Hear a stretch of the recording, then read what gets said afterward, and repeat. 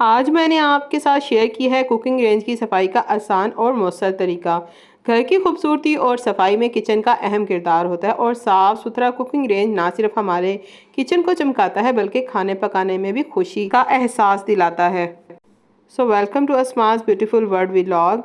आज की मेरी वीडियो में मैं आपको दिखाऊंगी कि मेरे कुकिंग रेंज की हालत कितनी ज़्यादा गंदी हो चुकी है। सबसे पहले तो मैंने इसका कनेक्शन जो है ना गैस का वो उतारा और इसके बाद इसको मैं बाहर सहन में ले आई, क्योंकि मुझे ये खुले ही में धोना था। किचन में मैं इसको आसानी के साथ नहीं धो सकती थी।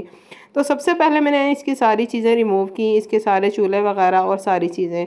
आप देख ही सकते हैं कि हर तरफ कितने ज़्यादा जो है ना ये दूध वगैरह चाय वगैरह उबल उबल करना ये सारे नीचे गिरती रही। ओवन में ना यहाँ पर बहुत ही ज़्यादा जो है ना गंदगी हो चुकी है। ओवन में इस जगह रुई होती है, तो मैंने रुई जो है ना काफ़ी अर्सा पहले इसको रिमूव कर दिया था। मेरे इस ओवन को जो है ना तकरीबन 15 से 17 साल हो चुके हैं। तो ये ओवन जो है ना जब इस्तेमाल कर करके एक बार ऐसा हुआ कि बड़ी अजीब सी ना बदबू आने लग गई थी। तो मैंने सोचा कि ओवन को तो मैं इतना साफ़ रखती हूँ हर तरफ से, तो क्या वजह है कि ओवन इतना ज़्यादा क्यों गंदा हो जाता है, बदबू कहाँ से आती है।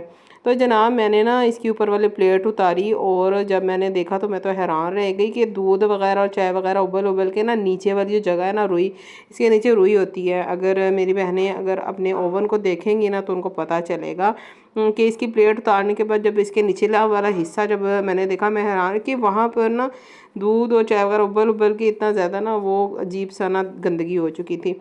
तो फिर मैंने उस दिन के बाद सारी जो रुई थी ना वहाँ से रिमूव कर दी और उसके बाद से मेरी फिर ये रूटीन हो गई कि हर कुछ दिनों बाद जो है ना मैं इसी तरह से ओवन को सारे को धोती हूँ और सफाई करती हूँ।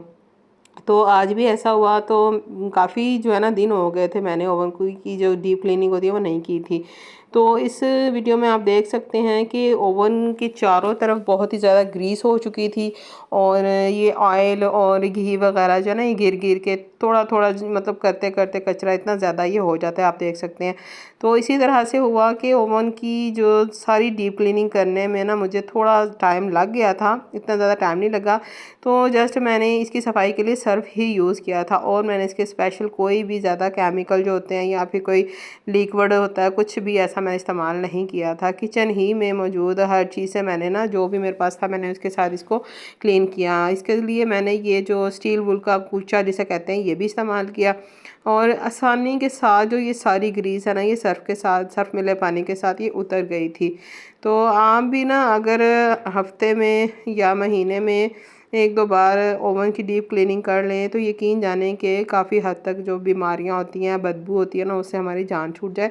क्योंकि मुझे तो इस चीज़ का पता ही नहीं था। मैंने खुद से ओवन की जो प्लेट होती है ना ऊपर से उतार के देखा था कि फिर मुझे समझ में आया कि ये वजह थी जिसकी वजह से ना ओवन से बदबू आती थी। तो मैं गारंटी के साथ कह सकती हूँ कि यूट्यूब पर आपको शायद ही ये बात किसी ने बताई हो, तो आज ही आपको ये भी पता चलेगा। तो आपने ना ये सारी जो किनारियाँ होती हैं यहाँ पर जो ब्रश होता है उसकी मदद से, मेरे पास ये छोटा वायर ब्रश है, इसकी मदद से मैंने इसकी सारी किनारियाँ जो है साफ़ की थी। और इसके साथ साथ हर जगह पर इसको मैंने सर्फ़ के साथ ब्रश के साथ जो है ना इसको क्लीन किया। और आप देख सकते हैं कि ये जो जगह होती है ना ये काफ़ी हद तक आग की वजह से ना ये सारी जो है ना बहुत ज़्यादा ख़राब हो चुकी होती है। तो इसको मैंने अच्छे तरीके से ना जो है ना स्टील वूल का जो मेरा कूचा था ना उसके साथ मैंने इसको रगड़ कर अच्छी तरह से धोया और साफ़ किया। यहाँ पर मैंने ओवन को ना सीढ़ी के ऊपर इस तरीके से जो है ना रखा तिरछा, ताकि ना इसका जो गंदा वगैरह ना अच्छी तरह से सारा जब वो रिमूव हो जाए, सारा निकल जाए। और आप देख ही सकते हैं काफ़ी हद तक जो है ना इसके अंदर ये जो है ना दूध वगैरह उबल उबल कर या ये चाय वगैरह या कोई भी लिक्विड चीज़ होती है तो वो गिरती है, तो वो साइडों से तो नीचे गिर जाती है लेकिन जब अंदर वो ऑब्ज़र्व होती है तो वो इधर आती जाती है। तो इसके साथ साथ जो निचली जगह ये मैंने इतनी कभी इस्तेमाल नहीं की है। बेकिंग वगैरह का काम मैंने इतना कभी नहीं किया है, लेकिन इसके बावजूद जो नीचे वाला हिस्सा होता है यहाँ पर भी बहुत ही ज़्यादा ग्रीस हो जाती है, तो इसको भी साफ़ और क्लीन करना बहुत ही ज़्यादा ज़रूरी होता है। आप देख सकते हैं तो ये सारा जो गंद आप देख रहे हैं ये ओवन ही से निकल रहा था। जो ओवन के जो कोने होते हैं ना यहाँ पर बहुत ज़्यादा ग्रीस और जो है ना थोड़ा थोड़ा करते करते काफ़ी कचरा हो जाता है। तो इसको भी काफ़ी बारीकी के साथ साफ़ करना पड़ता है। आपने ना हो सके अगर आपका ओवन बहुत ज़्यादा समझने के डस्टी हो चुका है, बहुत ज़्यादा ग्रीसी हो चुका है, तो आपने गर्म पानी इस्तेमाल कर लेना है। लेकिन अब तो गर्मियाँ आ चुकी हैं तो इतना ज़्यादा मुझे प्रॉब्लम नहीं हुआ, तो मैंने ना इसको आसानी के साथ इसी पानी से जो नॉर्मल होता है ना, इसको मैंने धो भी लिया और साफ़ भी कर लिया। अब बारी आती है कि जो ओवन का नीचे वाला हिस्सा होता है, यकीन जाने कि हमारा जब ख़्याल भी नहीं जाता, लेकिन ये जो छोटे छोटे जैसे अब मकड़ियाँ हो गई ये जाले बना लेती हैं यहाँ पर। अगर हम इसकी भी डीप क्लीनिंग करेंगे तो यकीन जाने काफ़ी हद तक हमारी जो गंद वगैरह है ना उससे हमारी जान छूटी रहेगी।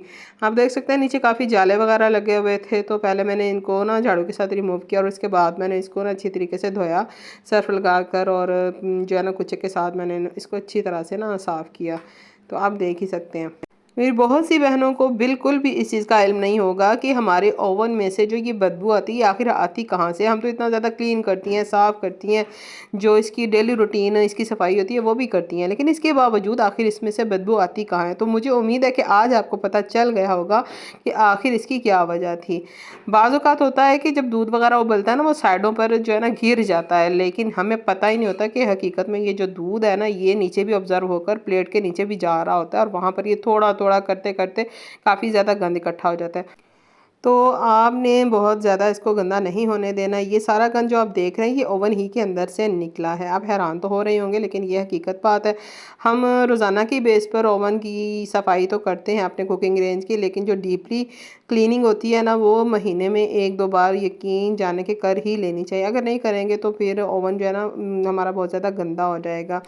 रोज़ाना की बेस पर अपने कुकिंग रेंज की सफाई तो हर बहन ही करती होगी, लेकिन आज की वीडियो देखने के बाद मुझे बिल्कुल श्योर है कि आप हैरान रह जाएंगी कि आखिर इतनी ज़्यादा गंदगी हमारे ओवन में आ कहाँ से गई।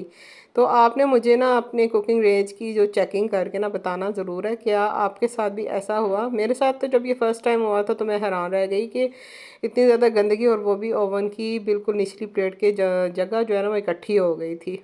तो खैर मुझे तो पता चल गया था, तो फिर मैंने इसको ऊपर वाली जो प्लेट है ना इसको रिमूव करके तो हर कुछ दिनों बाद मैंने इसको धोना शुरू कर दिया।